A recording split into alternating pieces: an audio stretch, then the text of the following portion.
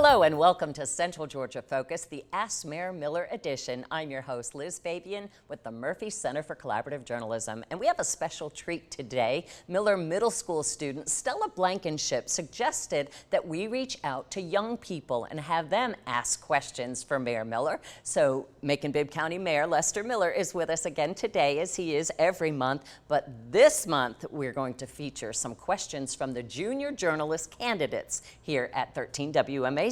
But first, we're going to start off with this week, you and your administration, the Mental Health Matters team, just evaluated results of a survey concerning the adverse childhood experiences and the effects later in life. So from that study, what did you learn, and what is the Miller administration strategy then to combat the challenges of mental illness? Well, first of all, we need to know what the problems are. We need to make sure that we recognize that we do have some serious issues, especially through mental trauma for our youth, and how we can address those. So we're very satisfied with the reports from yesterday. Also, the work that we do in collaboration. I mean, to bring all those entities together under Mental Health Matters is something that's needed for a long time. We hope it's going to be a model for the state. We've received a lot of attention statewide, and asking about what we're doing here in Macon-Bibb County with our mental health, and I think we're going to use this as a springboard to kind of put our platform throughout the whole state of Georgia so people can recognize that we do have issues that need to be addressed. And if we don't address those issues, we're going to have some problems on the back end. So I think it's going to be something positive for everyone. How does that affect crime and issues like homelessness? Oh, it's a great contributor to that. And I think if we can attack those things on the front end, we'll prevent a lot of people from being homeless, and we know how to address those issues. But also it gives a better understanding of how to address those folks that are involved in that situation. I think it's going to substantially reduce the crime that we have in our community. That's why it's part of the Macon Violence Prevention Program. And our junior journalist candidate, Ava Blessett, says, try to help the homeless more, give them safer access to water, food, and clothes. So can you tell Ava about the ongoing efforts that you have in Macon-Bibb County? Well, sure, Ava. I think it's important for everyone to know. You know, we have a lot of folks that are experiencing homelessness in Macon-Bibb County that we've been able to count recently based on technology that we have. And we do provide those basic necessities like food and water and shelter. We're in the housing first model, so we think that getting people into stable housing is going to be the key to this situation. That's what Brookdale has been so successful, getting them immediate housing there, addressing the services that they need, mental health services, maybe drug addiction services. What Ava may not know, there's probably on any given day 24 to 35 children that are at that facility that we have, and getting them into quality housing and make sure they get a good education are all important. So good to know that we're addressing those issues, and we're going to continue to address those issues until we have no one that's experiencing homelessness in our community. And before this program airs, there will have been an announcement about the latest round of Macon Violence Prevention grants through the Community Foundation. How is that program now funded, and what is the strategy going forward? We're going to continue to fund the Community Foundation of Central Georgia and the Macon Violence Prevention Program by awarding these grants, these micro grants. What we want to do is trying to get new people involved and then help sustain the ones that's doing a good job. So we're going to announce a round of new funding tomorrow with several $100,000. We're doing that out of our general fund money, our sponsor programs. Some of that's coming from public safety money that we have because we believe it is a public safety tool. So hopefully we can continue that and make sure it's sustainable for a long period of time because we're seeing some great results already. And our junior journalist candidate, Joshua Johnson, has this to say about violence. So first up, we gotta stop the violence. That's why I usually say stop the violence that's happening in all the areas. That's what I think. Improve the schools too. Also that's what I think is a major problem that we need to work on. Well, that's a great observation for Joshua, and I think everybody around the United States is recognizing that if you don't address this violent situation, then we're going to have less opportunities for everyone to thrive and succeed. So I think that's a great point. We're doing a wonderful job with that. I'm not sure if Joshua knows that we were awarded the State Visionary Award for our Macon Violence Prevention Program, and it's just that. It's trying to prevent violence before it happens and addressing all these root causes to that. So I think we're going to be, it's on the, on the mind of everyone, but quite honestly, this last survey we did this year showed that violence was not the #1 priority for a lot of our state folks. Affordable housing and other things like mental health, and that's kind of reaching the top level as well. But I think it all works hand in hand, so I think it's something we need to address all together. And moving on to politics, we have a question now from the K-Pasa publisher and journalist Moises Velez. He said in the recent election, you endorsed a candidate who lost. So what does that mean for you? It doesn't mean anything for me. I mean, we sometimes you're going to endorse candidates that you believe may be the best candidate, and perhaps the people don't recognize that at the earliest time. I think I mentioned before, back in my early years, I was a candidate for an office as well, and I lost, and I turned around and came back later on to do that. So, we're going to work with all. That particular candidate I think he's referring to could have been one of the commissioners, but we're going to work with all the commissioners. I've already met with the 3 new commissioners that we have, and we're going to have a great working relationship and continue doing all the great initiatives that we have together as a team. And we have some political advice now for you from junior journalist candidate Erica Scandrett. If I could give any advice to any local leader, I would probably say find a way to probably be relatable to everybody. Well, if we're talking about in the way like you have to vote for them, well, be relatable to everybody because that'll probably get more people to vote for you. Like find a way to reach to the younger crowd, the older crowd, like middle age. So, yeah. Well, I think that's great advice by Erica. I think she's probably looking at some of our stuff that we did through our transition team. Make sure that we can put forward items that people, the whole community, can relate to. And I think being relatable is certainly important to be, in the political atmosphere. Bringing people together in a collaborative effort and building consensus are all wonderful things. And I think every politician should take heed of that. How young was the youngest person on your transition team? We had someone at about 20, 21 years of age. I think that we also met, if you remember, we went around to different parts of the community. We got our youth involved to make sure we get their voices heard as well. So there might be an opening for middle schoolers, so stay tuned. And Ella Evans has this advice. My teacher always told me to lead with love. I don't like hate. You just got to be kind to everybody. You got to accept everybody, and you just got to live your own life. Fulfill your dreams. Try to be kind to others and support others. So what is your philosophy, Mr. Mayor, in dealing with your naysayers and your supporters? Well, I think you really have to love everyone like they're your neighbor, and as the Bible says, and I'm a Christian guy, that we have to make sure that we love everyone. We can listen to everyone. We're always going to have disagreements, and certainly we have our share of that. But in this world that we live in, we're not guaranteed tomorrow. So we always try to live today as our fullest, but we want to make sure that we love everyone and we protect everyone. Doesn't mean we're going to have to agree with them, but we've got to find a way to work and cohabit with everyone. I think listening to people is probably to be the key to that. And our junior journalist candidate, Carter Taylor, has this from the Bible. In the Bible, there's a verse, it's called Philippians 4:13, and it says, no weapon formed against me shall prosper.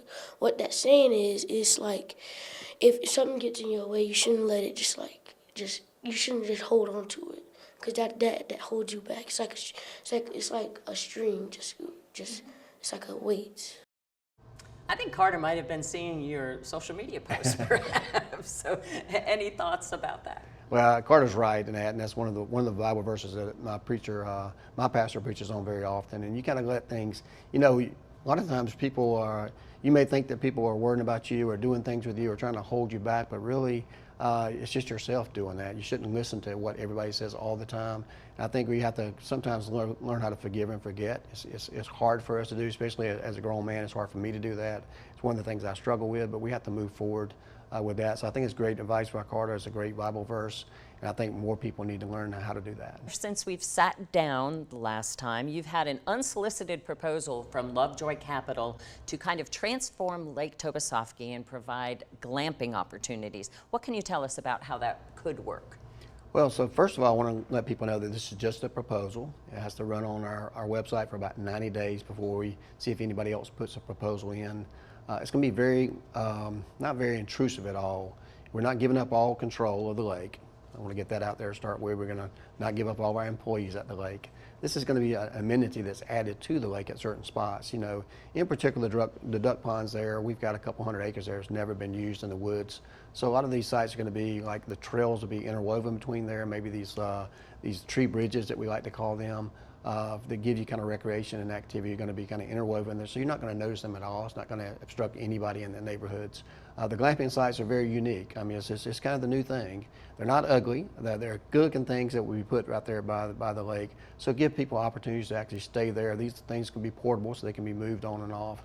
And it's going to be very eco-friendly.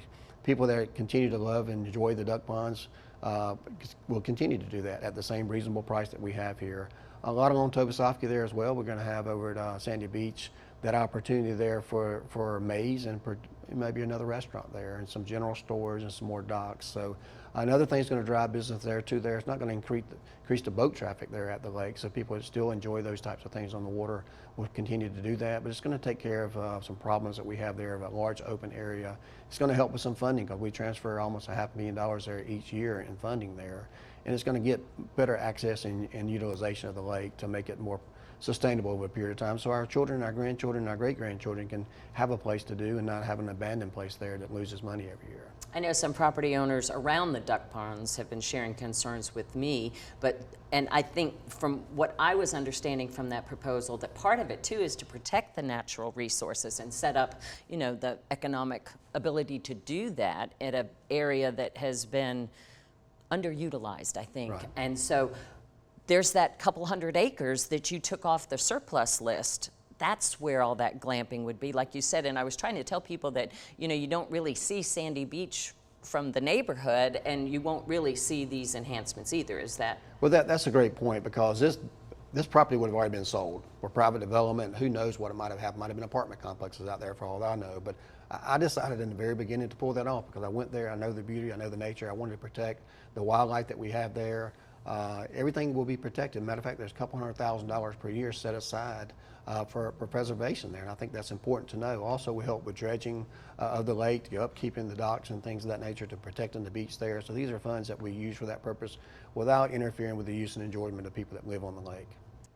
And staying on this side of town, our junior journalist candidate, Javante Passard Jr., has these observations. Have good things, do good things for the city, like the mayor. It makes sure stuff happens, like what is it called, the amphitheater downtown. That's good what the mayor did, and you get to go to different shows and stuff and sit on the lawn. I really like that, and I think that's really good what the mayor did. Yeah, Javante makes a great point, and I think you're going to see over year two, we'll have a lot more things incorporated for festivals and getting more people involved. We've been talking with Alex Morrison. This is kind of like something I'm probably not supposed to tell, but we're looking at maybe doing an advisory board to kind of help the community engagement there at the amphitheater, make sure we get children involved, our youth involved, and see what type of shows and festivals and other uses that we can have. You know, we had a graduation there. I can see us having a lot more types of activities there. Maybe one day some skating there, whether it's regular skating or ice skating there on the large floor we have in front of the stage. Some more festivals, maybe a seafood festival, maybe a food truck frenzy. Ooh. So many wonderful things can happen there. So he makes a great point there. We want to utilize it, and we want everybody to be involved. Well, grown-up Timothy Brown has some questions. He says, what's going on with the mall? He says, I challenge you, Mayor Miller, to take a poll and ask the citizens, do they want shopping stores back? And the answer would be yes. He says, remove the office buildings that currently occupy the space and bring back the stores. The west side, south side, and east side have been neglected, while north and downtown Macon is where businesses are being built. Well, I would agree to some extent. There's been neglect there over the last decade at the mall. Unfortunately, the stores are not just coming back like they used to. You're not going to have as many stores. You've got Amazon, you've got, you know, online internet sales, so you're not going to have stores just, you know, chomping at the bit to come into a mall. It's the kind of a thing of the past. So one way to make sure that we have the foot traffic necessary is to make sure that we have a diversified use there. That's why we brought these stores back. We got a new library there. It's going to bring foot traffic there. We got the regional commission, planning and zoning, business inspection fee, the board of elections, all those wonderful things. The Mayor's Literacy Alliance, that is already creating some foot traffic there that's going to make restaurants, and we have a lot of inquiries now on restaurants, more stores coming into the mall, more entertainment, because people want to see that. A hotel will be built on site at some point in time, and some residential around that. So unfortunately, you can't just wave a magic wand and think you're going to get retail there overnight. People are going to go where money is and where rooftops are, and if they can see this development we have there continue to thrive, more people are going to want to be a part of that. We're already seeing a lot of interest now. So I think you're going to see the retail come back there, but just not the way it used to be in 1970s and 1980s. But it's going to be kind of a new age situation there with more offices, residential, entertainment, kind of a mixed use development. And our junior journalist candidate, Elijah Daniels, asks, why can't Macon have things like Atlanta, like the world of Coca-Cola? Well, I mean, Macon can have things like Atlanta, and some things we don't want like Atlanta. We want to be Macon. We got to, you know, got to keep our historical perspective we have here with music. I would put us up any day of the week against anything that you have in Atlanta. They can have the world of Coca-Cola there. We have the great $80 million expansion Coca-Cola here. We're bringing great jobs. They're not going to have the world's largest guitar at the FBO airport that people get to land to. They certainly don't have the beautiful musical heritage we have here, the buildings we have here. They don't have the Amerson Park, the Tobesofkee, and they don't have the first national park in the state of Georgia in Atlanta. That's only going to be here in Macon-Bibb County, so we're excited about that. So there's good news on the horizon. Well, another adult question from Jamie Marks wants to know, what can you do to encourage Trader Joe's to open in Macon? They have a campaign on Nextdoor with at least 40 people who say they've gone to the website requesting that. Yeah, well, what I'll say is that going to those websites and doing that is not gonna move the needle forward. We're doing some things behind the scenes. Trader Joe's is aware of Macon-Bibb County. We're on the map. We got some other things that have to happen before that, and we're working on that. So, the problem we have in Macon is we all want things to come, and then we get upset when it's not where we want it to be at. So you can't have it both ways. You can't say, I want Trader Joe's, but I only want it right here. Or, I want a Costco, but I only want it right here. I want a Dave & Buster's, but I only want it here. I want a Top Golf.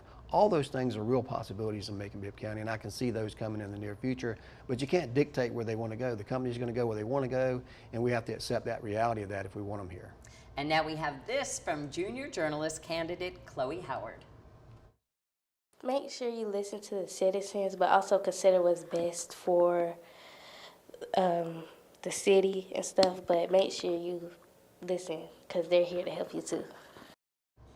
Are you listening? I'm listening, and that's great advice, Chloe. I think one of the things I pride ourselves in is listening to people, even people I don't necessarily agree with all the time. We want to make sure we get a good perspective from everybody. It adds things to the equation, and I think the more we listen, even in the end, we are elected officials. We have to be held accountable for our actions, so we make the final decisions. So sometimes people may not realize what's in the best interest of the entire community. They may be looking at their best interest, but we have to consider everybody in our community. And our JJ candidate, Dominic Vegas, says he wants the solid waste companies to double check as they miss trash pickup at their house, and he's got a big family. A good question. You can always do a C-clip fix. You can figure out how to do that. I know these young journalists are very astute when it comes to social media and the internet and all those things. So C-clip fix is the way to go on that, but you always can pick up the phone. Ryland does a wonderful job of following back up if they miss a pickup one day or another day. So I think that's a great observation there. I'm glad you're paying attention, and we look forward to getting better each and every day.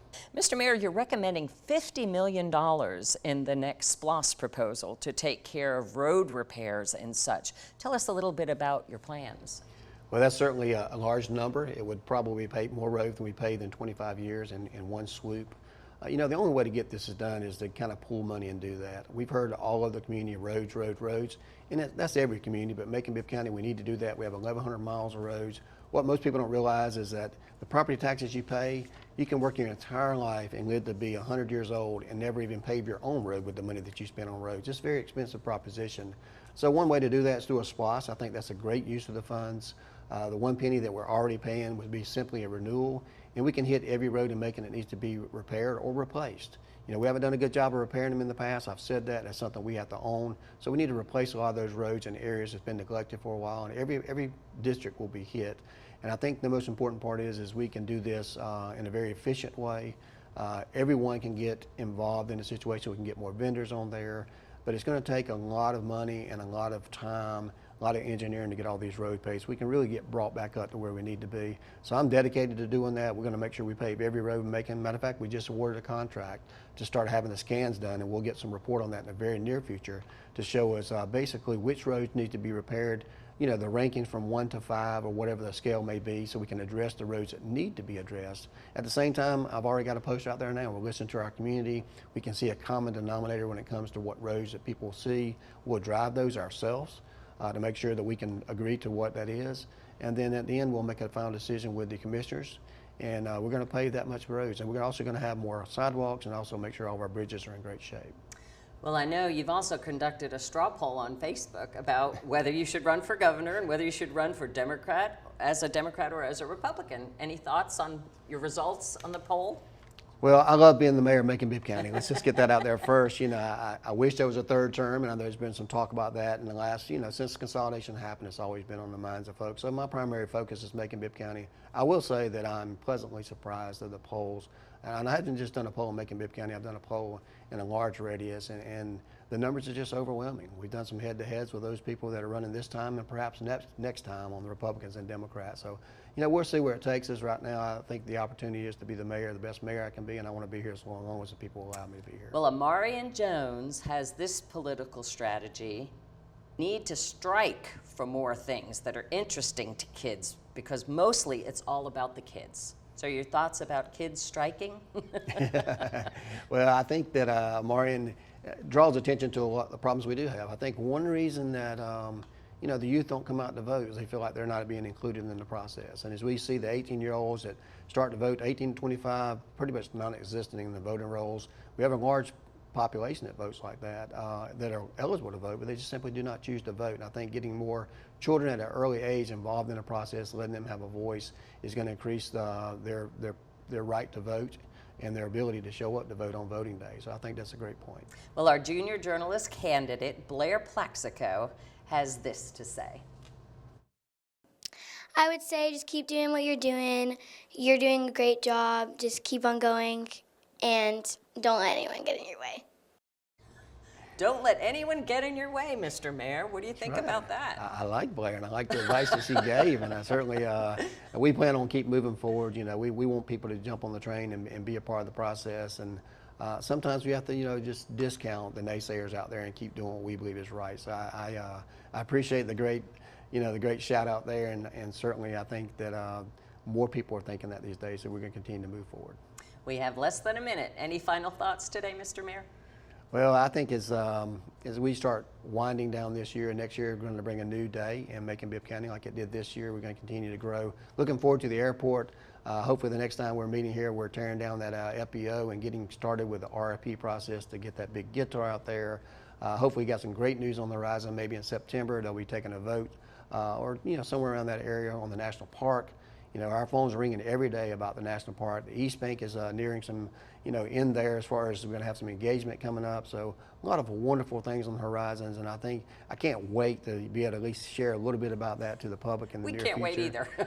We've got so many things on the horizon, but it's going to take a great effort from everybody involved to make this thing happen, and we've got a great team, so we look forward to it. Thank you, Mr. Mayor, and remember, his next term doesn't even start until January. I mean, it seems like we're already there, but thank you so much for joining us. And remember, this is your program too, so if you have a question for Mayor Miller, send it to mercerccj@gmail.com, and we'll get you some answers next time. Thanks for joining us, and good luck, junior journalist candidates.